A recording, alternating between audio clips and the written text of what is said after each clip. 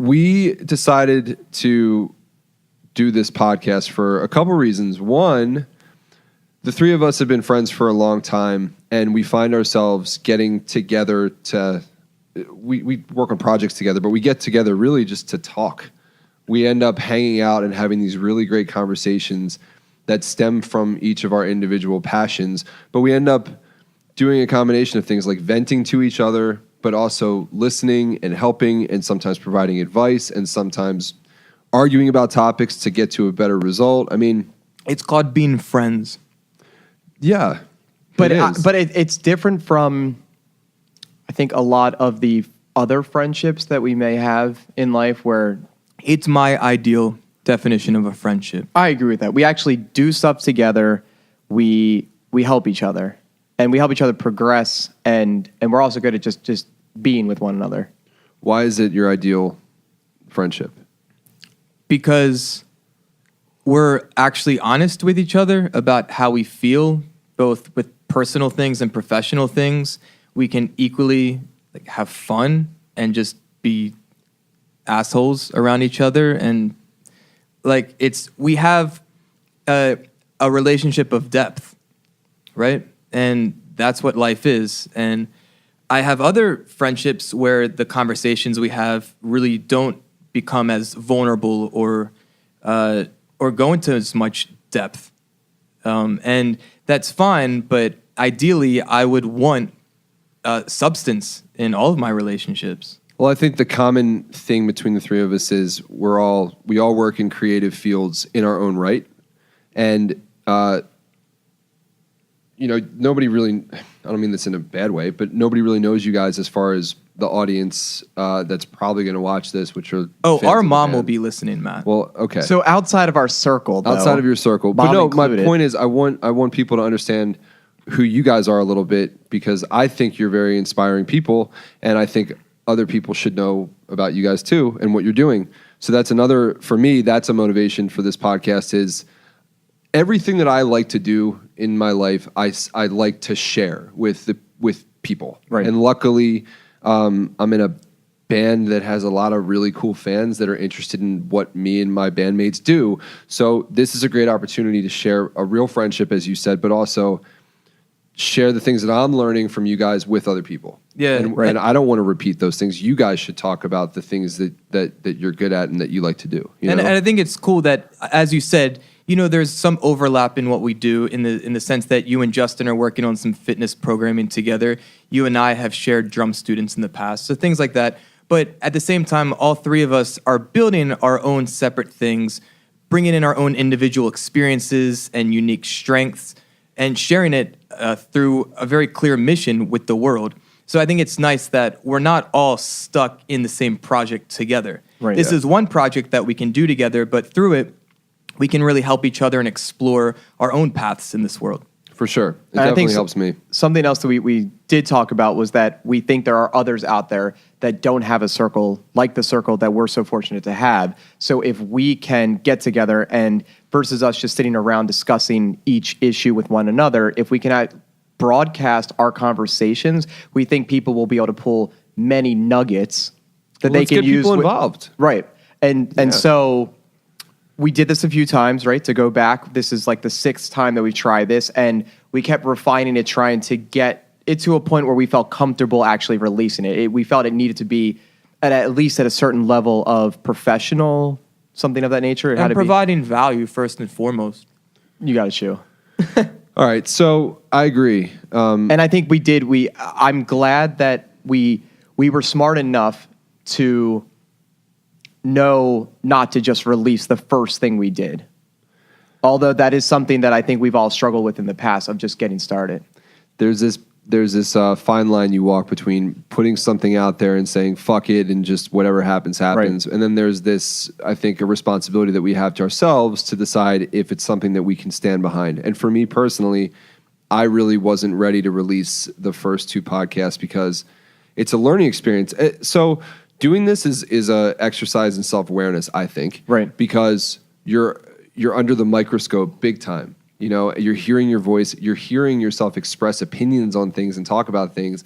And at least for me, it's kind of new in this context. In that And, it's uniquely personal for you? it's just different than like the kinds of things that I've listened to myself discuss. You know, if I do interviews or if I talk about the band, it's things that in a way all of us in the band sort of know how to answer. We all have talked about what the answers are in advance so that everyone's on the same page. It's not completely raw.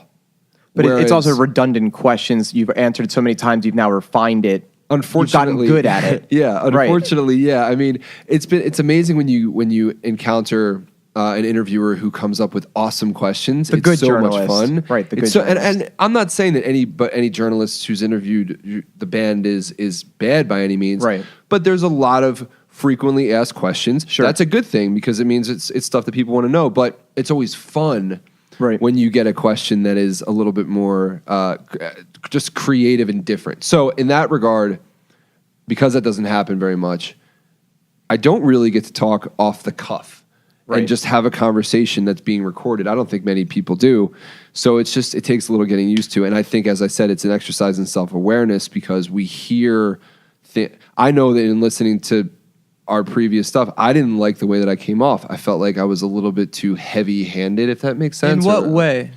Because I didn't really feel it, but also I experience you in a different way that you experience you. I think I'm just extremely sensitive to things that I've been told about myself in the past that have affected others, not necessarily in a positive way. So with my band, I mean, hopefully it's okay to talk about this, but you know, when you have a family or a group of friends, everybody has a different dynamic, and you're in this multi-directional relationship where everyone can affect everybody in a linear way. You know what I mean? Like it's like I start something, then it hits the next person, then it hits the next person, and everybody's own triggering kind of moves from one to the next in a unique manner for every person. Right. And what I really was told over many, many years from these guys in my band that I really trust is that I tend to be, I can be the guy that triggers it all. And I send a wave through the band. And if I'm in a really positive, good mood, then it's usually a really positive, funny, uplifting vibe and everybody's cool. But if it's a bad mood or if it's something that's negative, it affects the group negatively. That's really interesting because at dinner maybe a week ago, we were talking about different projects and businesses and where we see our strengths. And we were both saying taking more of that bird's eye view. And for you, with a lot of the projects you're a part of, you kind of help facilitate people. Mm-hmm. And in a way, I see that parallel in what you're describing now, in that, in a sense, you're kind of like a North Star in a sense, where maybe you have this influence. I mean, you're saying that oftentimes your mood may dictate the vibe of the group. I think I have a very strong personality, and in a group setting, that strong personality can sometimes come off in a way that is influential, but not necessarily in a good way. And Well, influence can go either way. exactly. But for me, it's been something that I've been really thankful for and eager to learn about, and really thankful that my bandmates have been so honest with me about the negative aspects of it, because I don't ever want to make someone feel shitty. I don't ever want to make someone feel uncomfortable or give off a vibe that's not positive. And honestly, before they really made me aware of it, I was not aware of it. I was in my own head. I was thinking about what's in front of me and what's going on up here without having regard for what was happening in the room around me and maybe what other people in my band are going through or thinking about. I really kind of just, I know this is true. I would take over the room a lot of times. So I think going back to what we were saying about the first run-throughs of the podcast, I'm not saying that I think I just have a strong, loud voice. And I think sometimes it comes off a way that I view it as like, man, that sounds really like, I don't know if it's cocky or like I'm trying to sound like I Condescending? know much, or it's condescending, but I think it comes off that way sometimes. And I really don't like it. And I really didn't want to release anything that had that vibe. And I guess in a good way, I'm self-conscious about it now because that's not how I feel. And you don't want to come off that way. And just so you know, right, I want to talk about what felt that. Right, and I never felt that either. And so what you were feeling, whatever apprehension you were feeling last week, my apprehension was we can do this so much better. And we knew we could do it. And I'm not talking that us personally or that our conversation could be better content-wise.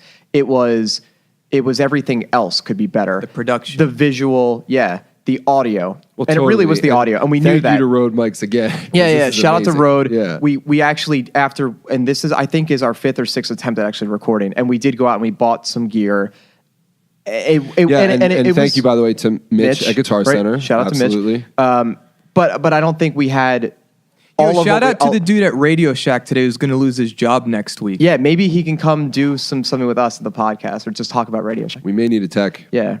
But yeah, I want to go back and I want us to talk about a couple of things. I want us to talk about the fact that now you're doing something. This is not Periphery. This is now another endeavor that you're engaging in with Jordan and I, right? Mm-hmm. And we can at least give you some feedback as your really good friend, as people who have, as Jordan said, this is the kind of friendships that he wants. Likewise, is the kind of friendships that I would like to have as well. And it sounds like Matt. it sounds like you have that in your band, where you guys can give each other honest feedback, which is wonderful.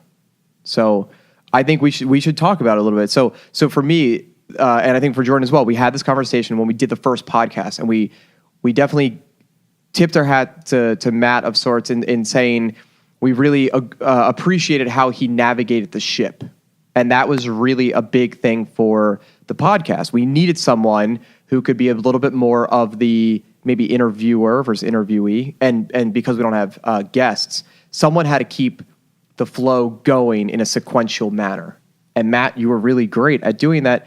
And I think from both of our perspectives, at least for mine, all of these that we've done thus far, and our friendship in general, you've never come off as a condescending, overbearing, dominant personality. I've always just respected your work ethic and your ability to just do. You're like, let's fucking get some shit done. And when you decide that the project is a green light, you're all in. Mm-hmm. Well, thank you. That's cool. Yeah. I'm glad you guys don't see that side. Thankfully, I really think it is because of the relationships I have in my band with people that have been, again, extremely honest with me. It's better for the group, but these are friends of mine who gave a shit enough to create awkward situations to tell me things about myself that are hard to talk about. It's like, it's hard to look at someone you care about in the eye and say, hey, you're fucking up. But that's true intimacy, to Absolutely. tell the truth. Right. And it's been such a great learning experience on so many levels because it's taught me how to listen, how to communicate. It's taught me that you can talk about really heavy things with people, especially people that you're close to, if you set boundaries for those conversations. And that was the key. That was like the big difference for everybody in my band. So just so you guys know, and again, I hope the band doesn't mind me sharing this, but in some ways it definitely took some of us time to develop a real friendship with each other. Right.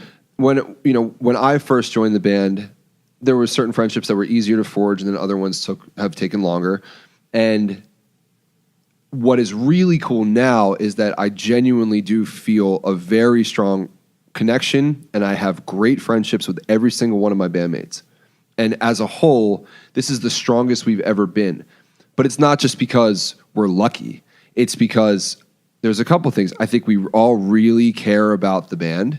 We all care about the platform and the fans. We all care about what we're doing enough that we realize we need to function well together. And it can't just be like managing relationships for the sake of getting along because it's good for the business. It needs to be real. Yeah, I think there's like it's not going to work. A quality where you decide, you make a conscious decision, like let's actually be really good friends, and I want to like know shit about each of you individually, and that makes the band stronger. And that was the thing that we acknowledged. It was like, okay, there are positives about every single person in the group, and we can all state those positives and strengths. Right. But then we also have to acknowledge the negatives.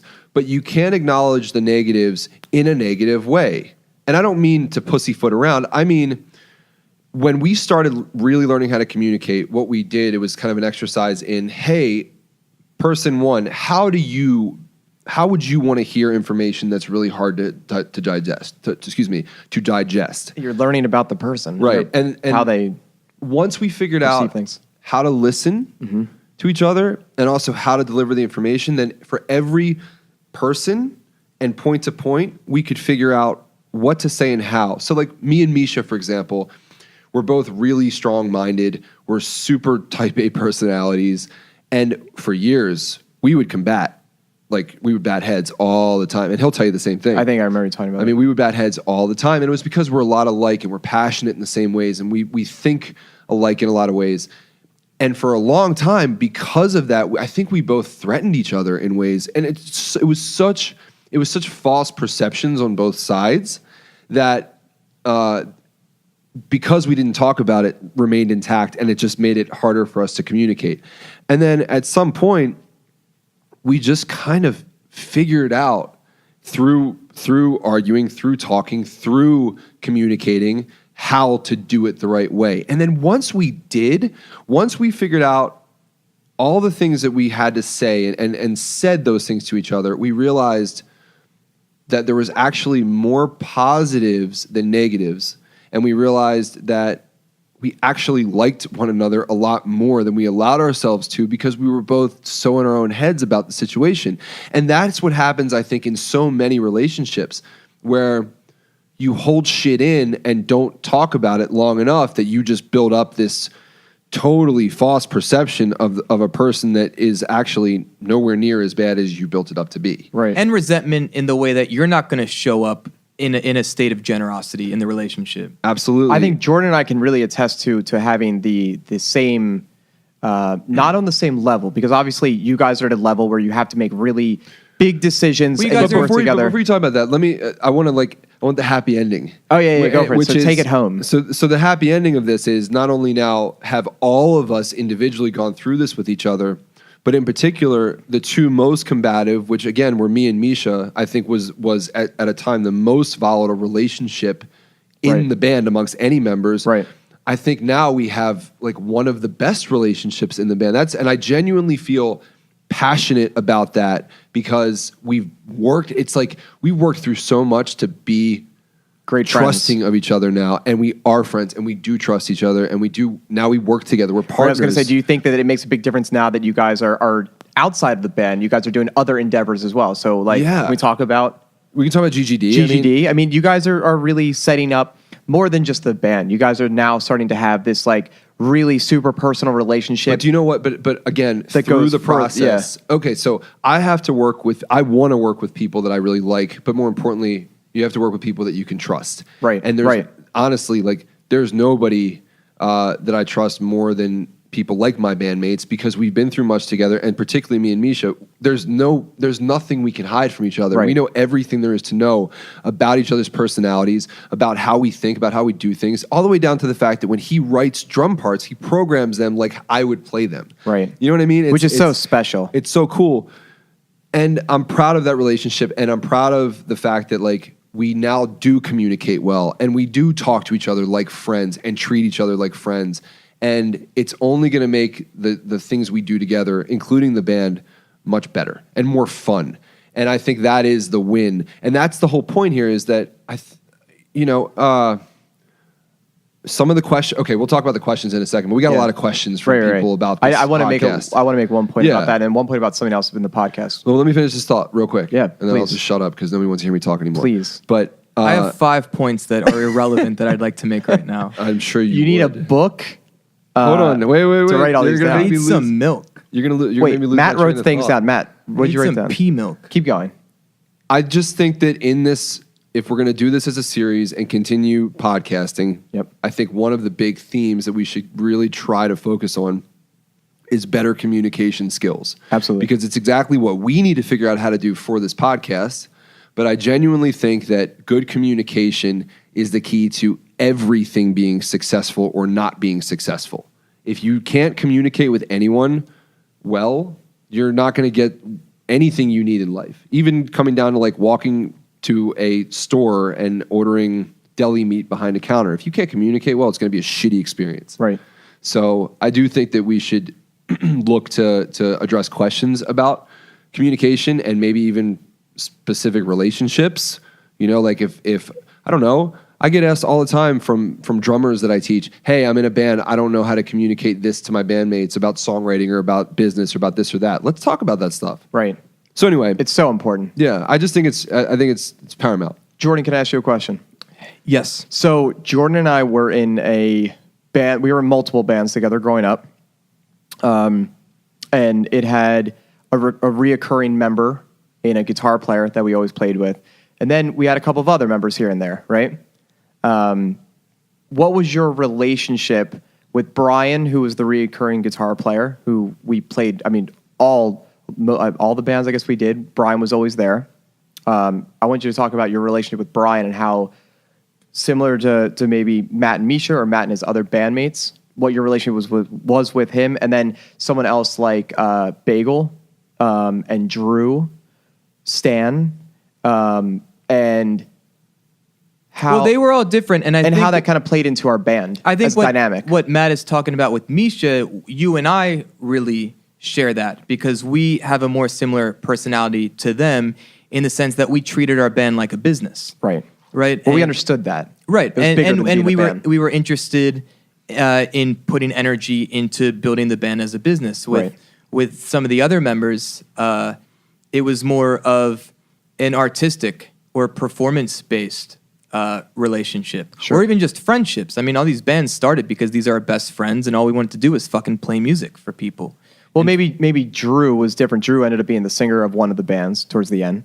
But Drew was found because it felt like we needed to have a singer or else we're not going to make any more music. Right, but point being, I think if anyone really butted heads, like one-on-one, sometimes it would be you and I because we had more of a similar personality of, like, look, we're trying to move the ball in the same direction, and maybe you and I had different ideas of how to get the ball there, but I think if we really could understand what we're both trying to do and figure out both of our strengths, and to Matt's point, how to communicate best to each other. I mean, first rule of communication, know your audience. So you and I, through a business or an artistic project like a band, or just a relationship as brothers, we've needed to learn how we can best communicate to each other to get the desired result, which is understanding. And the key, though, is knowing what team you're on, right? That, like, you have to know your audience, but I think when you guys approach, you said it, you were both moving the ball forward. Mm-hmm.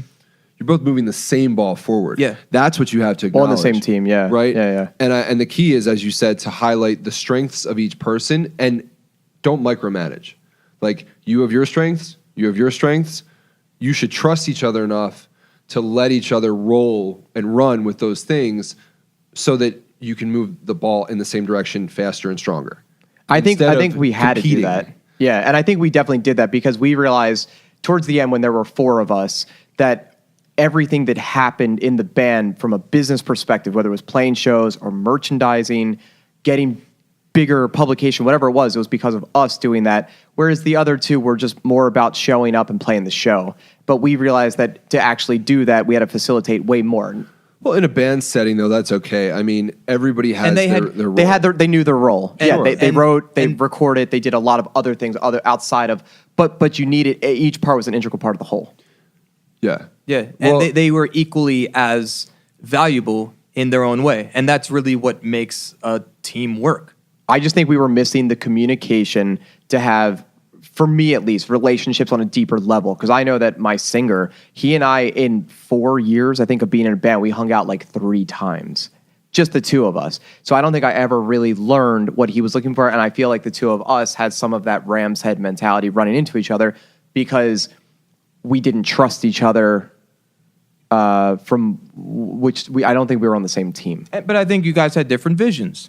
We had different visions, for sure. It was a matter of being able to communicate that with each other. Which I think now, because we work so much on communicating and having better relationships with our inner circles, that it would be different nowadays. Well, okay, so that brings up a really great point. Yeah. I think, and I do think that this is something that everybody at some point will run into in their lives in some way. It's communicating with the people that are closest to you and having hurdles in the way of communicating well with the people that you're closest to. For me, it's really been a challenge over the past bunch of years to find the best way to continue building a relationship with both of my parents. Okay. Right? Yep. And I think you hit a Preach. but seriously, you hit on a great point, which is you didn't hang out with the bandmate that you didn't really communicate well with. I tried sometimes, but not enough. But you were in a lot of scenarios together, right? But you didn't hang out and make time to really talk. And that has been the biggest differentiator between me now communicating much better with both my mom and my dad versus not. When I wasn't Shout out to dinner with your parents separately. Seriously, when I wasn't communicating well, we were living in close, quarters together, right? Or I was at the house and I was doing stuff, and we were both doing our own things. Like I would go to my mom's to work, and she would be working too, and then we would just like kind of cross paths in the hallway, and then when we would try to talk about something, or when she would try to talk to me, it was never the right time. It was like, Mom, I'm busy. Like you're asking me all these questions right now, and I really can't talk to you right now. And then she would get upset that she's like, well, you never talk to me, and it's because the setting wasn't right. So I recently started asking my dad when I'm home every Sunday, let's go to dinner every Sunday night, because my dad would talk about a lot of those similar things my mom wanted to at the wrong times. Right. So by saying, hey, let's set a time to just not do anything else. Let's go eat together. Let's go talk and hang out. And it's been great. Like with my dad in particular, it's been great. For once in a long time, I've been able to just like talk to him about what's going on in my life, because I'm not distracted. And I'm not annoyed by someone interrupting me. It would be the same thing with you. If I'm working on something and you see it happen, like we'll be talking and then I'll have to like do something urgently, and then you'll keep talking like, Justin, give me a minute. Like wait, I can't talk right now. I think it's more we've learned that like you struggle with stopping and doing your own thing, and so then I can't multitask on like different topics. No, but I think we've learned in our sessions, let's say when we're training together, because I'm training Matt, and in the middle of it, Matt's like, "Oh, I'm so sorry, hold on," and I just fucking do something else. Well, because I'll go do the exercise that you're supposed to be doing. I'll go do it myself, and I'm like, fuck yeah, this is great, because like I'm making time for me as well. But I realize like, and I just say, yeah, do you, and then we'll get back to it afterwards. Right. But we're getting better. What was at cool? It, which is what great. was cool was that it started with my dad. We went out a couple times, and we had a great conversation multiple times. And it creates a much better feeling for the relationship, and it's way more positive. And then I went out with my mom recently, and it was such a difference. I see my mom all the time, but I can't tell you the last time that we had a real conversation. And what was so cool is that I got to see my mom in that different light, and my dad in that different light. And that is really the key.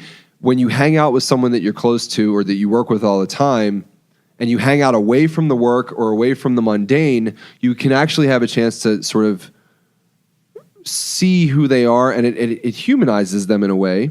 And what was so cool with my mom is like we were talking about like her business. Like my mom never talks about her business. It's always like, what are you doing? What are you working on? Tell me about you. You're my son. I love you. This, that.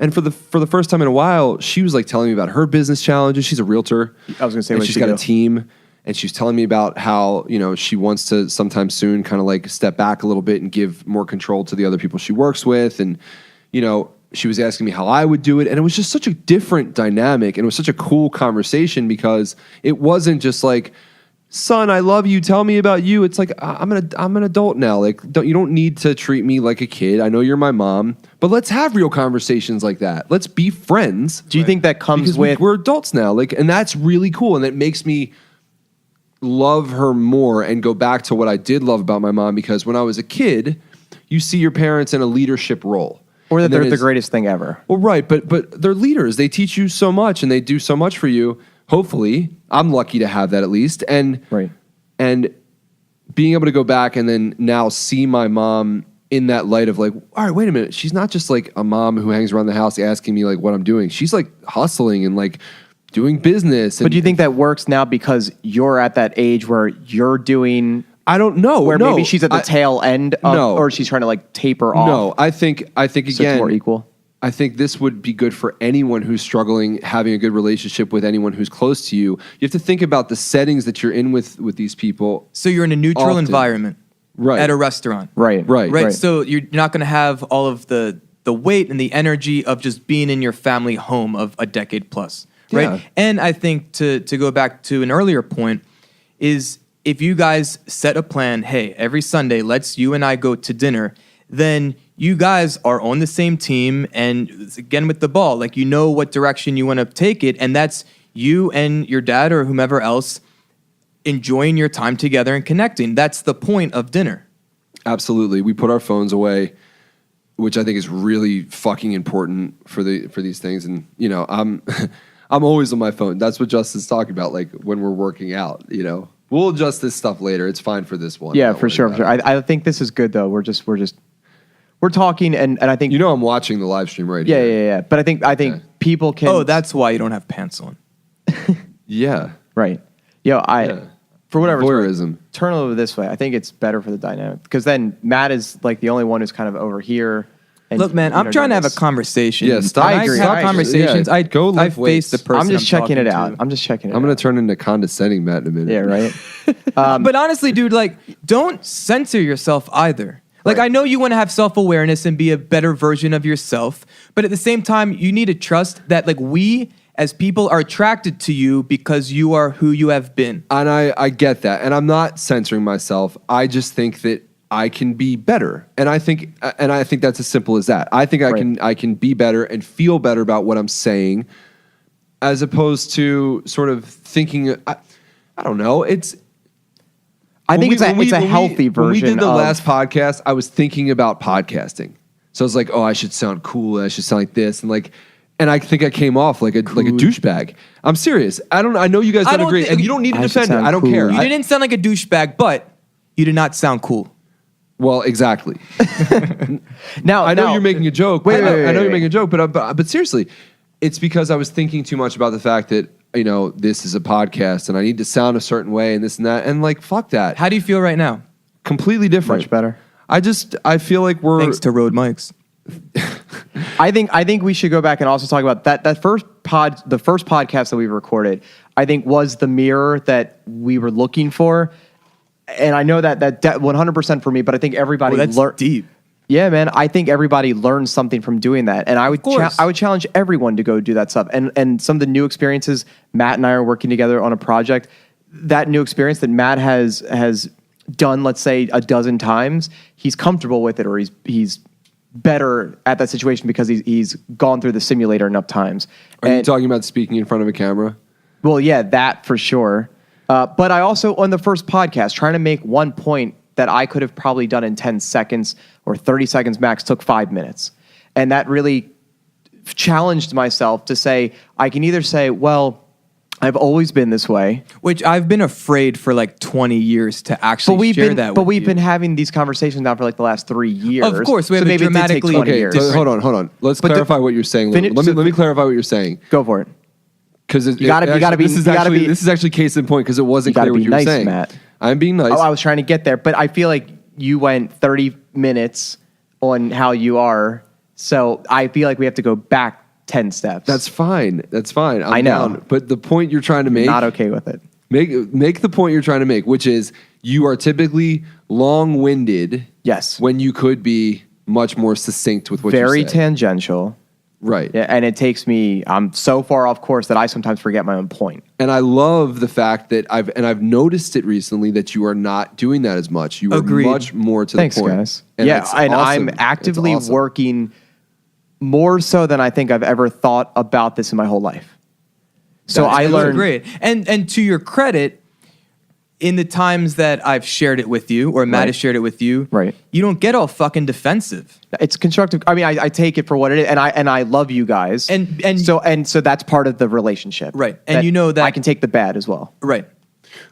You hit the nail on the head too. It's constructive criticism, and if it comes off as constructive, whoever said it, well, your brothers, I forget. You're not twins, but you might as well be. We sound the same. But constructive criticism, you have to be ready to take it too. There was probably a time in your life where if Jordan would have said it to you, you may have taken it badly. Just like I would have taken the things that I've heard about myself badly. But when you're ready for constructive criticism, and when you stop for a second and say, who's the person that's giving this criticism to me? Do they love me? Do I love them? What's the relationship I have with them? What's my communication relationship with them? Yeah, and fuck, it's all good. Many people are not lucky to have people like that are close to them, and it's sad because I think sometimes having someone kick your ass can really change you for the better. And if you don't have that, that can suck because maybe you're not as self-aware.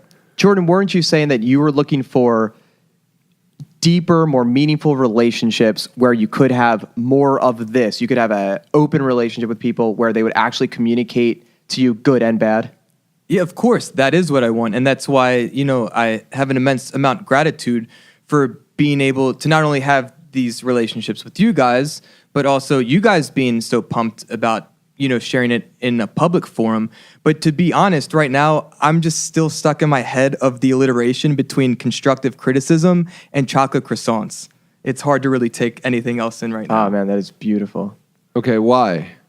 Oh, all the C's, man. All the C's. I'm thinking like constructive croissants or chocolate criticism. Right. That's all that's going through my head right now. Don't you need three? That's interesting. I think you need three. Yeah. Constructive chocolate croissants. Okay, so let's go back to that. Why is this called chocolate croissants? Why are we calling our podcast that? I think, Jordan, you should answer this one. So I thought it would be nice and romantic in like the European sense to have a ritual for us, right? So you think of like, some beautiful historic European country and they all take a break midday and go to a cafe. A siesta. Sure. And that shows my my worldliness. Culture. And but the point being, like once a week, hey, let's get together over chocolate croissants. We all like them, right? And not only that, but it creates our own little culture to have chocolate croissants, right? So when we were kind of kicking around ideas initially for a podcast, we were thinking like, what could it be called? Well, what is it? It's like a weekly catch-up or a weekly meetup or check-in or whatever. But it's like, where's the juice in that? And where's the culture in that? So we had talked about chocolate croissants in the past. Matt surprised me when I came to his apartment about a month ago with a chocolate croissant. And I'm like, holy shit, what a guy. And like, it was just something like that like made me feel appreciated. And it felt like that's another layer of a friendship, Sure. Right? Something like that. So I thought, why don't we call it chocolate croissants? That's a fucking thing, right? A weekly catch-up is not a thing. No, we Chocolate had croissants is we a had thing. other names, and we played. It felt like trying to name a band, which Sure. anyone who's been in a band before knows how hard it is. You grab the dictionary, you start fumbling through and throwing out things. You're like, this doesn't sound like a band. I've never used a dictionary. Come on, It man. was It was anything. called. Okay, It so- was actually going to be called the Matt Halpern and the Jordan Goodman. No. The Matt Halpern and Jordan Goodman. and Justin Goodman show, which is a terrible name. No. It is. That actually reminds me of like Stick Stickly or like the like one of those. Who's the guy who plays acoustic guitar and used to be the voice of one of those things? He's like a comedy writer. Lynch. I know what you're talking about. Lynch. Syphil and Ollie. Syphil and Ollie. The Syphil and Ollie show. Right, it reminded me of like that kind of thing. Like it would be on Cartoon Network. It was stupid. And we would have like puppeteers and cue cards that are hanging like a marionette. I hear what you're saying. Yeah. It was cartoony. Yeah. And you wrote it. tongue-in-cheek. You wrote it on a paper towel at Matt's house. So I think that name, it communicated something. Again, with whatever we do. A little personality. Like we're always communicating something to the world, even the name of a brand, right? Or a project that we have. Right. So calling a podcast The Matt Halpern and Jordan Goodman and Justin Goodman Show inherently communicates something about the brand, right? Or the culture or the personality of this project. Mm-hmm. Now, we could, talk about what that actually communicates and if that accurately portrays what we're trying to or not. But for me, I think chocolate croissants, it's warm, it's tasty, it's comforting, and I think it's universal. And to me, like, I got really excited when we started talking about that idea, and even more so excited about the fact that each week, not only are we going to get together and talk and do this, but we're going to eat chocolate croissants. and try new chocolate croissants. And to the Hopefully. point where for this episode, we have like a cafe actually creating chocolate croissants. It's really cool. That's very cool. Right. That only took a couple weeks for that to happen. Yeah, and I'm excited to see where that goes. And I mean, we really haven't talked too much about like guests and stuff, but I would love to have Neil come talk about his story as a chef and what he does and all that. So I mean, we can get into that later. Shout out to Matt and his communication skills and the relationships that he's been building and forming to have the ability to do this, to have the ability to get microphones to make this a professional thing. That's honestly, we got to credit Alex Walber for that and Periphery, because shout that out was not me. Alex, shout out to Press Play and Road Mike being so cool. Right. So, But that's great that still goes back to relationships. Your relationship with Alex, your relationship with someone, right? yes, And communicating well. Here's the thing that we haven't really talked about yet. Shout out to Stickly. Sickly. Is okay, so I made a post on my socials about doing this podcast, and I put a nice picture of these chocolate croissants that our good friend Tanya Gosh took these amazing Wait a second. photos Does of. everybody, because I don't know if like I heard this on a podcast, everybody would know when you just say socials.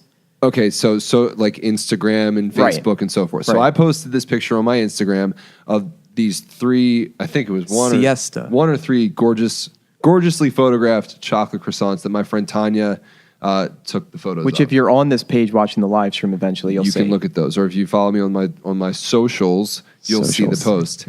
And I said, hey, if I did a podcast with two friends of mine, one of whom is a nutrition and fitness expert, and one of whom is a working therapist, what would you guys want to hear about? And there was a ton of great questions that came in, and I have a whole list, and we can actually address some of them maybe towards the end of this, just a couple. I think we should just kind of put them out there. Well, yeah, but but the thing is, whoever did respond to that they don't really know you guys. Right. So I think it's important, at least in this first episode, for us to establish a little bit about who you guys are and what you do and how I can call you experts in your field. Sure. So Justin in particular, and I'll keep this brief, I've known you for years, like way back, 10 plus, 20 years maybe, a long time, 15 years. At least 15 years. A long time. And you started really getting into fitness and nutrition and your own health, so much so that you started training other people. Right. And I came to you a few years ago and I said, hey, I'm feeling really shitty. I need to be in better shape for touring. I want to live healthier. I trust you because you're a friend.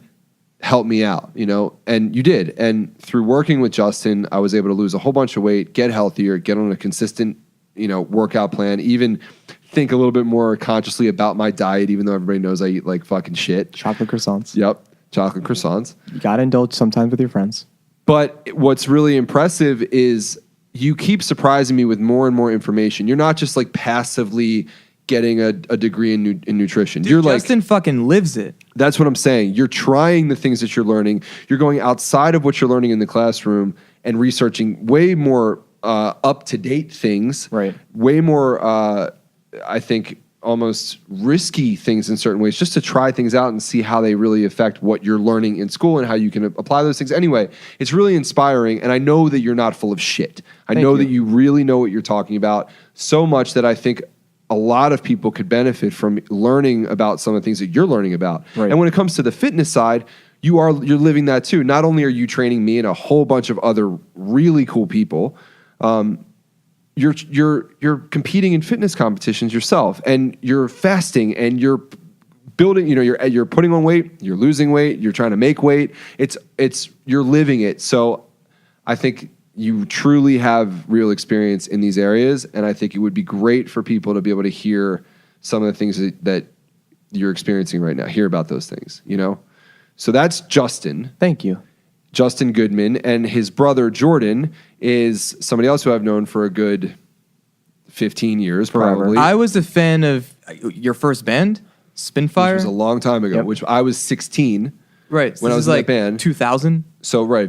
That's a long time. That's 17 years ago. Yeah. I guess I know So- you from that as well, because your singer went to my school, and I would see him right. when I I've was in known you middle school guys for trying to like- hustle CDs to us. I remember, so I've known you So, guys for like 18 years. Forever. 17 or 18 And real years. quick, I mean, it was cool because you were one of the first people that we would see you perform locally, And others would say, oh, yeah, he goes to the school, in the neighborhood next to us. And it's like, oh, shit, well, if he can do that and he's only a couple years older, why can't I do that? So It was honestly people like you that became role models for us in the world for what our dreams were and gave us the confidence to live our dreams too.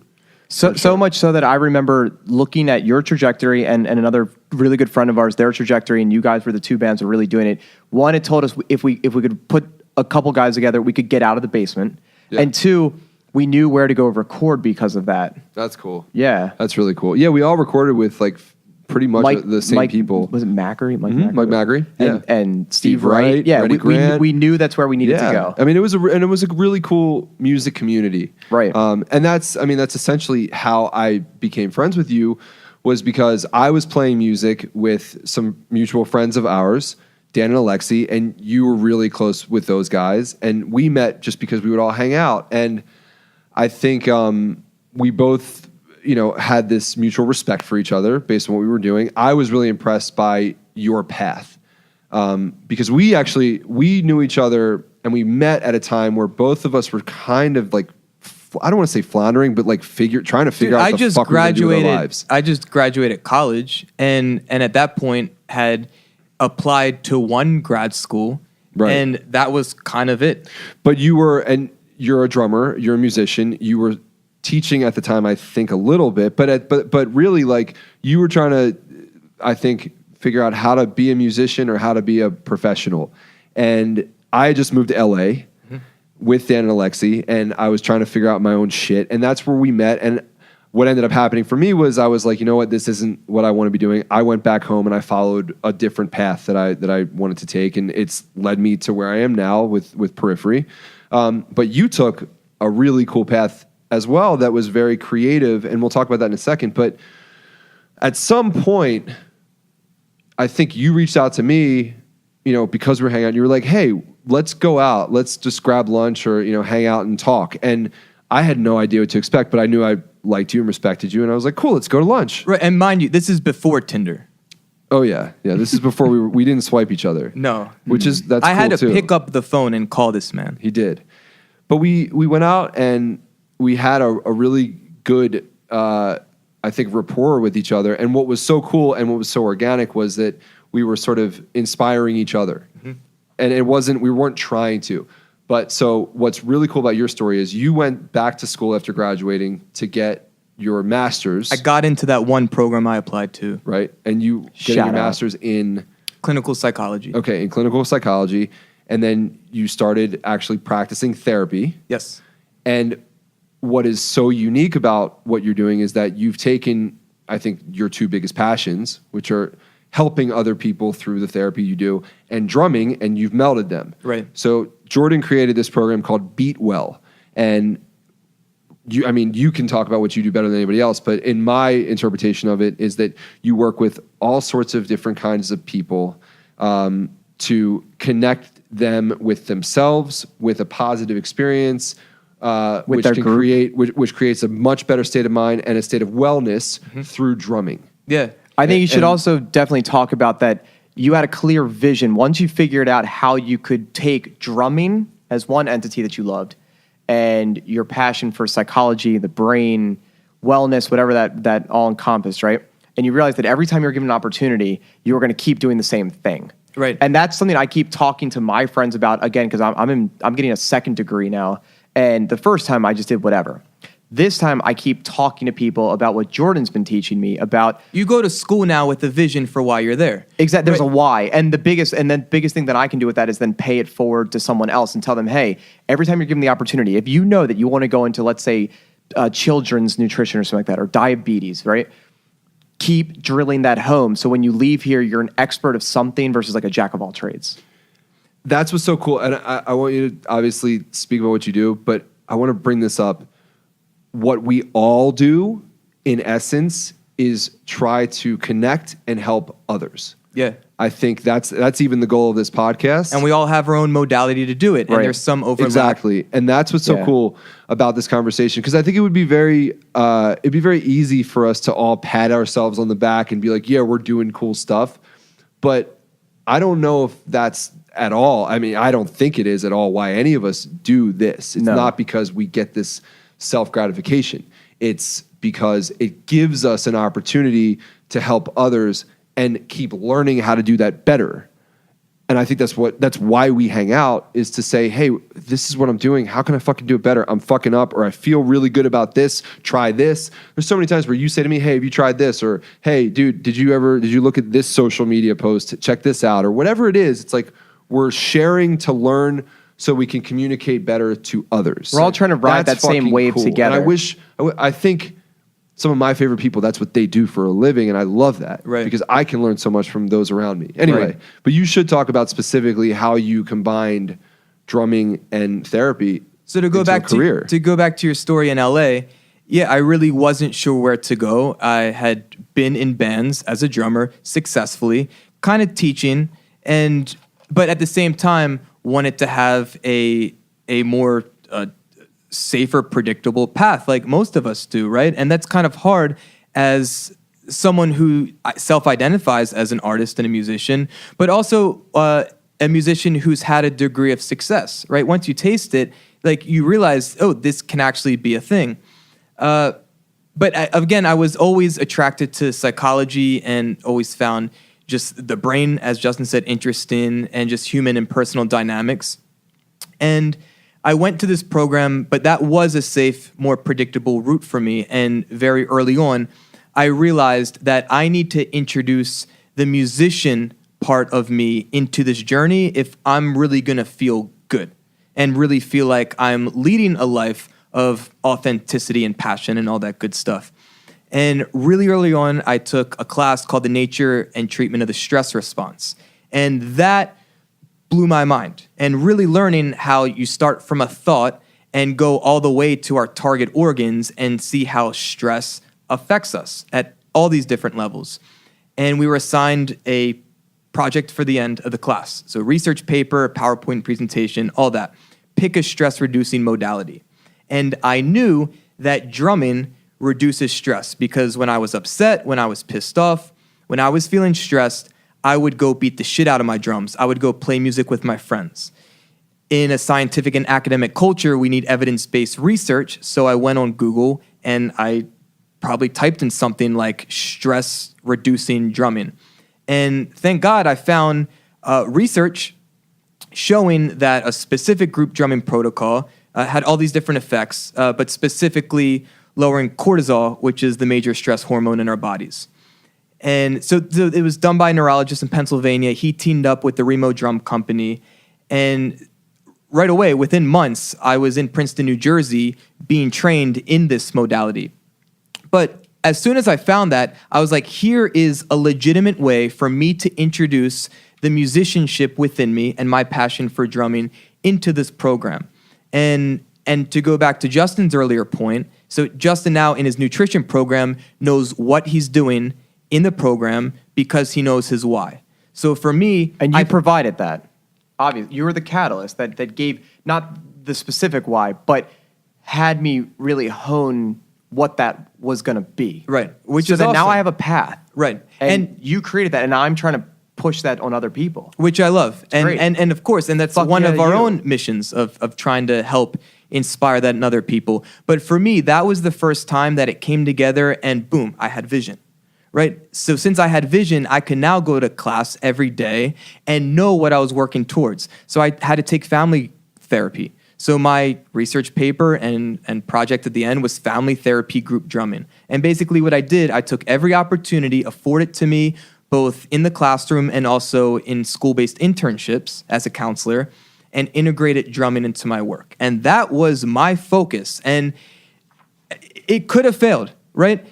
A lot of the work that I still do is really just educating the public that not only is this a service that exists that I can offer, but it's a service that is valuable, right? Enough to provide me a full-time living. But it goes back to really feeling it in my gut that this can work. And to talk really briefly about what it is that I do, drumming's been used for thousands of years in virtually every culture, often for healing and community building. in our culture, we often treat our art as a product. So when we think about drumming or musical experiences, usually us as a consumer, we're paying to listen to music or we're paying to see live music. And most of us don't think of ourselves as musicians.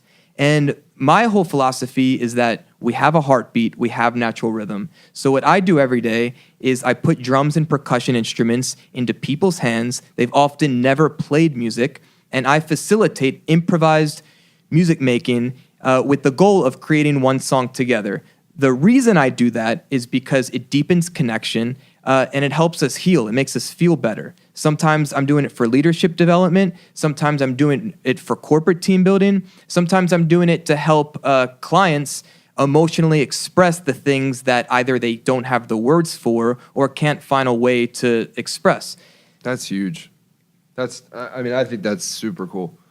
I really do. Especially when you're working with people who really can't express themselves. Like, you work with people that are handicapped in ways that maybe can't speak the way we speak. This morning, I worked with someone who's deaf, and she's really drawn to the drum groups because she does not literally have a voice. The drum or the percussion instrument now has become her voice, and she's able. So I often work in adult medical day programs, and so she now is able to express herself in collaboration and literally in community with her peers that she's around with 6 days a week for 6 hours a day. She now has a voice, and she's also able to offer support to others in a unique way. That's awesome. I want to hit on a couple of things that you brought up, which I think is pretty fucking awesome, right? Yeah. So Matt could talk about Remo, Well, I'm sure. Remo they're a cool company, but I don't work with them, so I don't. We can talk about Evans Drumheads if you'd like. Okay, Let's talk about Evans. All right. Yeah. But okay, but something that obviously drum related. It is now going back the relationship that you guys have through drumming. Yeah. So right? we like Evans Drumheads, which is I do. I don't know about you, but Dude, I have no preference. Honestly, Evan Sticks. I like five. ProMark. Oh, maybe I'm thinking Vader. What I really which is wrong. read Yeah. really- wrong. I love the. Which one do you play? Okay, so shout out to my sponsors. I use Evans Drumheads, ProMark Drumsticks, Mapex Drums, and Meinl Cymbals. Thank you. Got it. Shout out to the 2Bs. What do you use stickwise? I keep seeing you promoting your sticks. They're cool. actually called the Mad Halpern Signature Sticks. Shout out. They're like a 2B, 2B. but they're Damn. Zordon, have you ever they're used a modified 2B? from a 2B. They feel like a 5B. But Which I always bought for Jordan. let's come on. Get it back to the point. Yeah. Can you bring some sticks or I want to check them out? Yes, I'll bring you some sticks. Okay. But we brought up a drum company, which we'll leave now nameless. No. But we brought up there's a connection for you and Jordan with this drumming stuff. There's a connection for Jordan and I. Honestly, I have to cut you off real quick because the Remo Drum Company, their vision is every school has a drum. Their vision is every family home has a drum. Their vision is every hospital has a drum. And the reason why their company's vision aligns with mine through Beatwell is that what we share and what we're trying to provide for the public has way more to do than just drumming or music. Right? The drum is just the tool for things that are much, much more important than music, like healing and communication and things like that. So the couple of notes that I wrote was I just had Remo, which is the program that you worked with or that you did, right? Health Rhythms was the evidence-based protocol. Right. And then cortisol, which I talk about a lot of just trying to, decrease stress and gut health, right, through the foods that we're eating. Which is a whole episode we could talk about. Absolutely. And then wellness and all of these things. So drumming, relieving stress through whatever you're using to relieve that stress, whether it's exercise or food or drumming or professional wrestling or something else. And it's all wellness related. And it all goes back to us then trusting our gut, right? And going forward with all these passion projects and all of us doing it together. And when we're kind of unsure of how to trust our gut, we get gut checked by each other. And we say, hey, can I bounce some stuff off of you? Like what we did yesterday and what we did today with Jordan trying to figure out what maybe is the next step with Beatwell. Right. And that sparked us wanting to say, hey, let's put on hold what we were going to do. Let's go downstairs and start talking. Instead of us just talking upstairs. And I think a point that you're trying to get to, Justin, is that, we all are entrepreneurs in that we have our own businesses, right? So we don't necessarily have a boss who's going to say, this is the vision, this is where we're going, and I need you to do it this way. So that takes a lot of support that we don't really have independently. Right. So like I'm grateful, and part of the value that I get in a friendship that I have with you guys is being able to get the support from you guys and being able to talk about our own paths, building not only businesses but missions in the world. Right. A lot of the creative people that I know at some point or another, whether they lead with this or they end up getting to this point eventually, they at some point end up being their own boss, right? Even if it's freelancing, stuff on the side from a normal job, in some way they end up being entrepreneurial. And one of the things that I think we all want to talk about in this series or in this podcast, are sort of skills you need, maybe mindsets or coping mechanisms in order to be an entrepreneur, or to be, even more particular, to be a creative. Right, because it doesn't need to be a money-making endeavor as well. No. But it can be really nerve-wracking. There can be a lot of anxiety, I think, when taking risks, especially creative risks. We could talk about this for a lot, and I want to, but that will be one of the points, or a really, really large, overbearing, maybe even point that we're going to keep coming back to. We might never stop that point. Well, and so a lot of the questions that we got from people were really focused on health. And it was, I don't mean just physical health, but there was a lot of stuff about physical health, like different workouts, different ways to eat better, different things you can do, no matter where you are, what you're doing. And it's funny.